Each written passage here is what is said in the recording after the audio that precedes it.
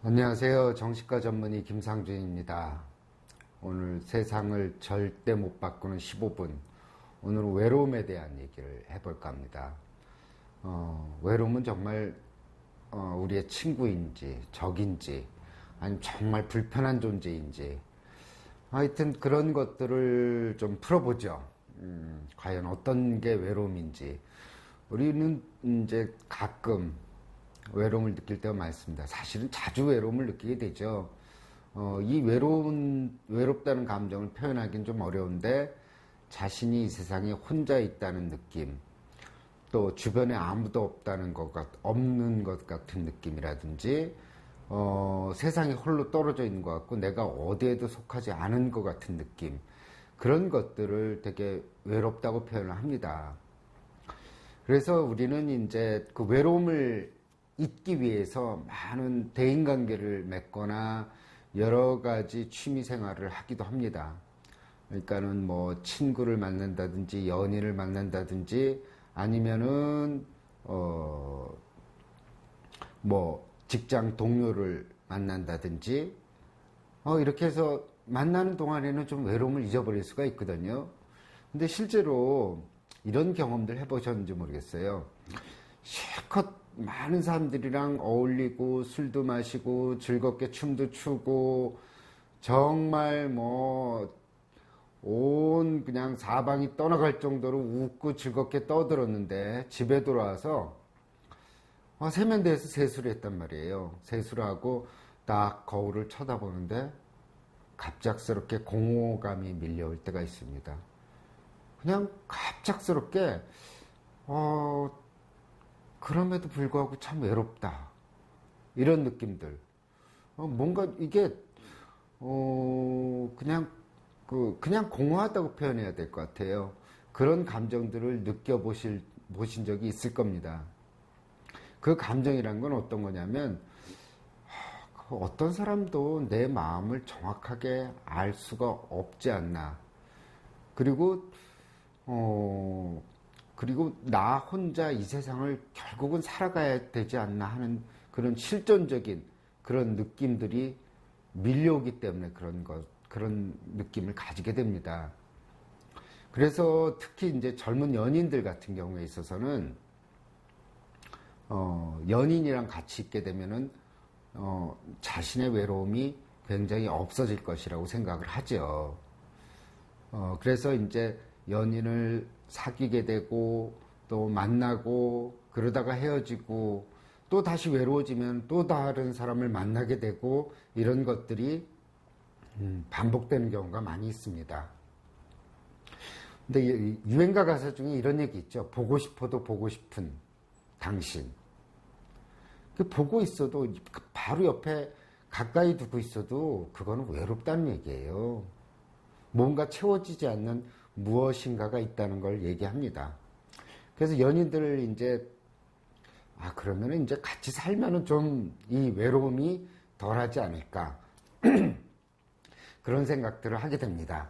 그래서 결혼하게 되죠. 결혼해서 같이 살고 그러면은 전혀 외롭지 않고 항상 행복할 것만 같은데 그런데 남편 또는 아내가 타인처럼 느껴질 때가 있고 그 결혼 생활 중에도 배우자가 자신에 대해서 잘 모르는 것 같고 결국은 같이 있어도 외롭구나 이런 생각을 할 때가 있습니다.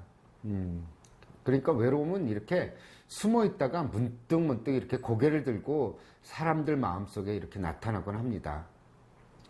그러니까 사랑하는 부모님, 연인, 친구 이런 사람들이 다 있다고 하더라도 결국은 인생이란 게 나 혼자 가야 되는구나. 나에게 닥친 문제는 누구도 대신 해결해 줄 수 없구나 하는 느낌을 가질 수 있습니다. 우리가 외로움을 제일 먼저 느끼는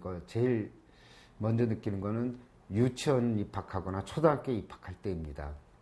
되게 어린아이들은 자신의 어머니랑 자신이 동일한 인물이라고 착각을 하면서 되게 지내게 되죠. 모든 걸 다 해주고 언제든지 달려와주고 그러는데 학교나 아니면 유치원, 이제 초등학교나 유치원을 입학하게 되면은 갑작스럽게 부모님과 떨어져야 되거든요. 떨어져서 남 모르는 선생님한테 지시를 받게 되고 이제 뭐 혼자서 다 해야 되거든요. 그래서 이제 가끔 이 병원에 분리불안으로 찾아오는 아이들이 있습니다.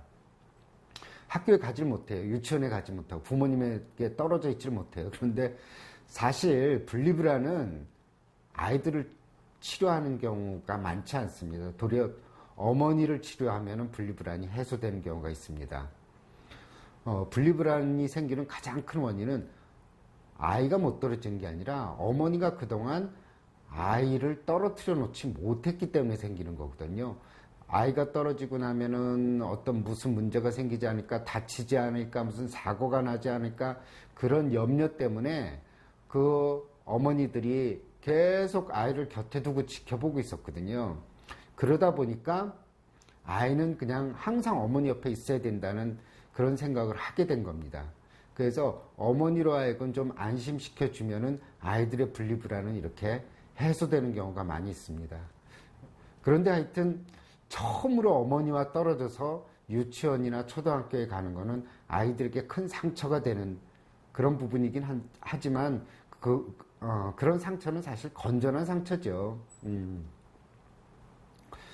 그런데 이제 우리는 이 외로움이 정말 안 좋은 거라고 생각합니다. 나 외로워. 그러면 사람들이, 그래, 뭐 술이나 한잔 마시자. 아니면 뭐 누구 소개시켜 줄까? 뭐 이런 생각을 하기도 하고, 나이가 들어서도 그건 마찬가지죠. 외로우면은 되게, 어떤 이성을 찾아서 그것을 해소하려고 하는 경우가 많이 있습니다. 하지만은 외로움이라는 거는, 제가 말씀드렸지만 누가 곁에 있다고 해서 해소되는 문제는 아니거든요. 근데 외로움은 실제로 긍정적인 측면을 우리에게 줍니다. 우리가 외로움을 가지지 않는다면은 자신의 진짜 마음이나 감정을 알 수가 없습니다. 우리가 다른 사람이랑 너무나 잘 지내고 순조롭게 사회생활을 할 때는 외로움을 느끼지 못하거든요. 그리고 그렇기 때문에 자기 자신이 도대체 무엇인지 알 수가 없습니다. 되게 사람들은 사회 속에 매몰돼서 사는 경우가 많이 있습니다.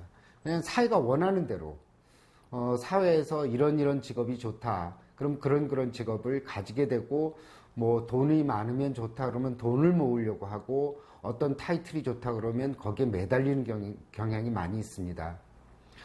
그런 과정 통해서 이제 외로움을 잊으려고 하거든요.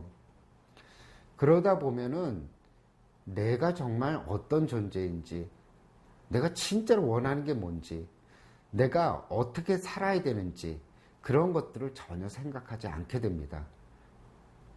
그러니까는 그렇게 이제 너무 잘 나가게 되면은 사람들은 자기 자신을 모르고 그냥 단순히 남들의 비위를 맞추고 직장 상사나 부모님, 친구의 비위를 맞추면서 살게 되죠. 그렇지만은 외로움이 닥쳐야만 우리는 정말 내가 혼자구나. 아무도 나와 같은 생각을 가지지 않구나. 나 혼자만이 이 문제를 해결할 수밖에 없구나. 이런 생각을 가졌을 때 우리는 비로소 자기 자신의 내면을 들여다볼 수 있습니다. 그때서야 비로소 내가 도대체 어떤 사람이고 내가 진정으로 원하는 게 무엇이고 내가 그동안 사회가 원하는 삶을 살아왔구나.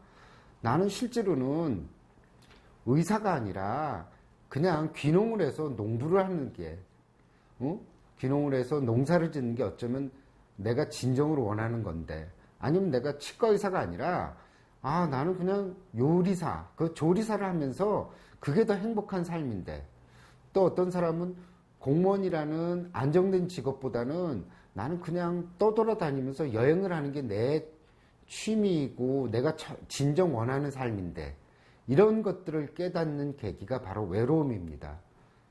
외로워야지 내 내면의 소리에 그 귀를 기울이게 되거든요. 이런 내면, 그래서 외로움은 우리에게 좋은 스승이자 우리를 일깨워주는 현자의 역할을 합니다. 그래서 일부러 외로움을 자처하는 사람들이 있죠.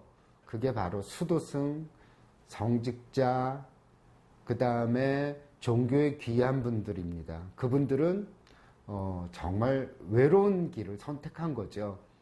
결혼 생활이라든지 대인관계 이런 것들을 다 끊고 우리가 천륜이라고 말하는 인간 그 가족관계마저도 끊고 혼자 외로움의 길에 빠져든 사람들입니다. 그게 뭐가 좋을까요? 그렇게 외로운 게. 왜냐하면 그 외로움 속에서 진정으로 자신이 원하는 삶이 어떤 건지 알 수 있기 때문입니다. 더 깊이 그들은 외로움을 느끼기 위해서 무건 수행을 하기도 하죠. 말이라는 거는 상대방과의 의사소통을 얘기합니다. 상대방과 의사소통을 하지 않고 진정으로 자기 자신의 내면을 깊이 들여다보겠다는 의미거든요. 우리가 너무 말을 많이 하게 되면은 자꾸 자기 자신의 내면을 들여다보는데 소홀하게 됩니다.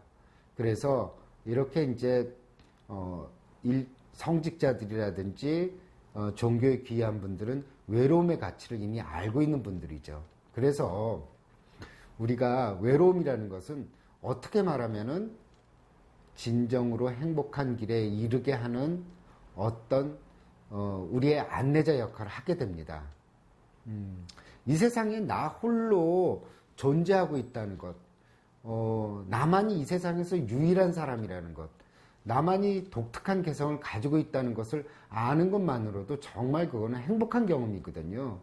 그 전에는 그냥 사회의 한 일부고 한 집단이나 회사의 한 일부분에 불과했던 건데 내가 정말 독특한 한 사람이고 내 안에 거대한 우주가 있다는 것을 알게 된다는 것은 굉장히 기쁜 일입니다. 그래서 우리가 외로울 때 외로움에 푹 빠져보는 것도 굉장히 중요합니다. 삶의 일부에서. 그래서 조금씩 외로움과 친해지는 연습을 할 필요가 있어요. 가장 단순한 걸로 혼자 밥 먹기. 혼자 밥 먹는 거 못하는 사람들도 있어요. 혼자 영화 보기, 혼자 여행하기, 1박 2일이라도. 그 다음에 좀 장기간 여행하는 것도 좋겠죠. 그 다음에 뭐 하다못해 조용히 혼자서 커피숍에 앉아서 그냥 멍하니 창밖을 내다보면서 커피를 마시는 것. 그런 것들도 외로움과 친해지는 방법입니다. 결국 우리가 나이가 들게 되면서 점점 더 인간관계는 작아지게 됩니다. 사랑했던 가족들도 내 곁을 떠나게 되고 친구도 떠나게 되고 나중에는 진짜로 혼자 남게 되죠. 근데 외로움과 친하지 않은 사람들은 이 노년에 굉장히 고통을 겪는 경우가 많이 있습니다. 한 번도 자신의 외로움과 대면해 본 적이 없거든요. 그렇게 되면 자신이 정말 세상의 패배자인 것 같고 세상 살 맛이 안 납니다. 하지만 외로움과 젊을 때부터 친해진 사람들은 그 외로움, 노년의 외로움을 즐길 수가 있어요. 도리어 더 자신 안에 존재하는 보석 같은 가치를 발견할 수 있기 때문입니다.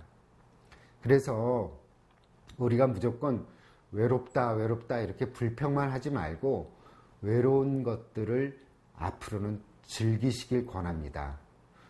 우리는 외로움을 통하지 않고는 현재 현재 시간에 집중할 수가 없습니다. 외로워야 현재 내가 존재하고 있다는 것을 느낄 수 있습니다. 또 그리고 현재 이 시간을 정말로 값지게 보낼 수가 있거든요. 외롭지 않으면 우리는 항상 뭔가를 원하고 구하고 추구하느라 정말 내면의 소리에 전혀 집중하지 않게 되기 때문입니다. 그래서 저는 조금씩 외로움과 친해지는 것을 권해드립니다. 많은 분들이 부부 사이에서도 항상 뭔가 같이 하려는 분들이 많아요. 뭐 여행을 가더라도 항상 같이 가야 되고 장을 보러 가도 항상 같이 가야 되고 도대체 떨어져 있는 것을 참지 못하는 분들이 많이 있습니다. 그분들은 외로움을 참지 못하기 때문에 그런 거예요. 어떻게 보면은 굉장히 의존적인 거죠. 그리고 항상 같이 해야 그게 부부고 친구고 연인이라고 생각하는 사람들도 굉장히 많이 있습니다. 하지만 서로 친하다 보니까 서로 떨어져 있어야 될 필요가 있습니다. 그래야 상대방에게 부담을 주지 않고 또 자신도 외로움 속에서 정말 즐거운 시간을 보낼 수 있는 겁니다. 그러니까 외로움을 너무 싫어하지 마시고 앞으로는 즐기시기 바랍니다. 이상입니다. 저도 많이 외롭습니다.